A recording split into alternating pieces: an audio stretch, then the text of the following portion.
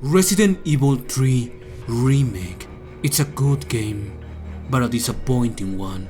With a campaign that is only 5 hours long, it represents a step backwards in the innovation and refinement established in Resident Evil 2 Remake.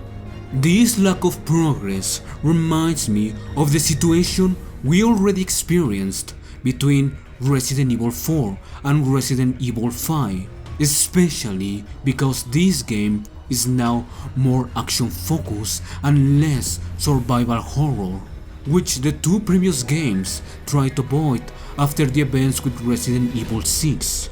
Now that I mentioned Resident Evil 6, there are a lot of sequences that reminds me precisely of that game, and other sequences that also reminds me of other action games like Call of Duty or Gears of War or Uncharted, especially because Jill is now Nathan Drake, as everything around her gets destroyed but she keeps surviving. Overall, this game is a lot less atmospheric compared with Resident Evil 2 Remake. Now let's talk about what is really important, Nemesis, which is a complete disappointment when compared directly with Mr. X.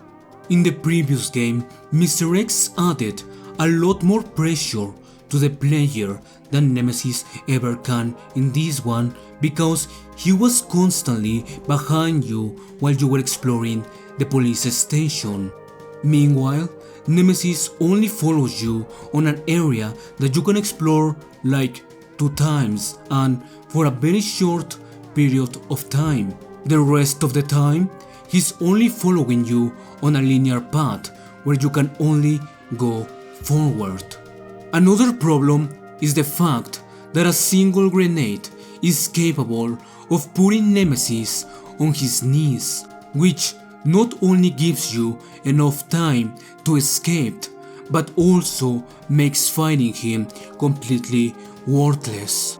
And all of this combined makes Nemesis nothing more than a little annoyance that is very easy to deal with.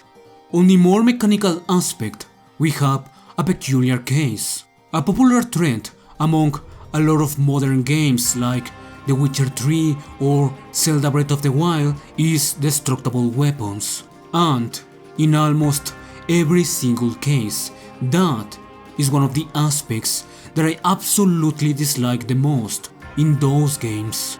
And now, in Resident Evil 3, we are back to having an indestructible knife, which is a company of a dodge mechanic, and while this one works a lot better than the block mechanic in Resident Evil 7, to my surprise, I actually prefer the destructible knife in RE2 Remake. From a design point of view, you were not expected to kill every zombie you encounter. On the contrary, you were often encouraged to avoid them. The knife then becomes a tool to either finish off a zombie or to check if they are truly dead, or as a defense mechanic. And if you use the knife in that way, you then have to choose. Are you gonna kill the zombie and get back your knife, or you're gonna escape so you don't have to waste more resources in one or more enemies? All of that decision making is now absent from the new game. Instead, you have these weird situations where you enter a room and there are a bunch of corpses lying on the ground, and you have to waste time checking if they are actually dead. And many times they aren't, but it also creates this really predictable scenario where once you come back to that room, they are actually gonna wake up, which means that you can only kill certain enemies when the game allows you to. And I assume this is their way to enmascarate the fact that you cannot really create an optimal route. This leads me to another problem. Even though the game takes place in an entire city, it is much more linear than the previous game, which took place in a closed location. In a nutshell, the level design of Resident Evil 3 works like this. You go from point A to point B, to point B, to point C, and then all the way back. Compare that with RE2, where you go from point A to point B, to point B, to point C, and C connects with A. And now you have a way to access point D and E, and then you can go all the way back to point B and discover new things like a shortcut to point E. So yeah, the level design in RE3 is significantly worse than in the previous game. The police station is the best example of the poor level design of this game. You're gonna walk on a linear path from point A to point B, from point B to point C, from point C all the way back to point B, and from point B back to point C. That is literally the level design of the police station in RE3 Remake. And worse yet, the police station doesn't really add anything to the experience. Yes, there is a story reason why you got there, and yes, it was in the original game. But the only reason why the police station existed in the original game was to add filler to the game, as the developers were forced to make the game longer in only 2 months. However, it shouldn't have to be like that.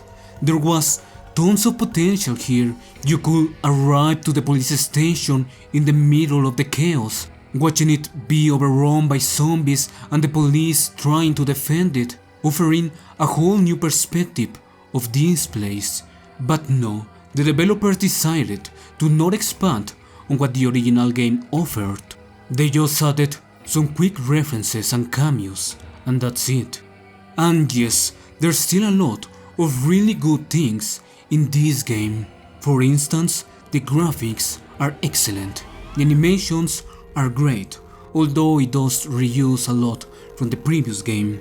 The facial animations have improved significantly compared with RE2 and RE7. The boss fights are better designed and much more dynamic than in RE2, and it is still an excellent PC port and a role model of what other PC ports should be like. On another topic, Jill is my favorite character in the franchise, but I had mixed feelings with this change in her personality. I always saw her as a more mature person instead of this cheap, sassy superheroine, because my god, they try way too hard to make Jill an action heroine, and she is, but she didn't need to say tons of one-liners all the freaking time. This is of course a very personal thing, but I found the new Jill to be a lot more generic. Yes, she is a badass, but her attitude and the way she talks reminds me of other video game protagonists like the new Lara Croft or Ellie from The Last of Us, or again Nathan Drake. She even reminds me of Leon from Resident Evil 4, which is ironic because in RE2 Remake the developers gave him a more serious and realistic personality, even if he wasn't amazingly written either. Her design is also a lot more generic, and I don't need the sexual aspect at all. Her design from the very first Resident Evil is great, and I love how she looks in Marvel vs. Capcom 2, where she's also not sexualized at all. With all of this, I'm not trying to say that different is worse, but I do think that many of the things that I decided to change in this remake were not for the best. This remake is not as faithful to the original as RE2 Remake is. The biggest problem with that game is that there isn't enough differences between the A and B scenario of each character, and playing one did not affect directly the other. The removal of enemies like the spiders did not bother me because I always find them easy to dodge and easy to kill in pretty much every other Resident Evil, so I did not miss their lack of inclusion. However, the problem with this new remake is that instead of changing one location for another because the developers thought that it might work better than in the original, instead they just decided to remove them or make them way shorter, like the clock tower, which is just an arena for a boss battle. The hospital is a good example of an area that was expanded for good, especially because it can be re-explored with Jill, although they sadly did not apply the same treatment to the police station. Basically, every problem that Resident Evil 2 Remake has are now magnified. For example, Jill and Carlos' storyline are somehow even less interconnected than in the original. Most of the time, they are in very separated locations, which means you are not coming across Carlos while exploring the city, or have a fight together against Nemesis like in the original.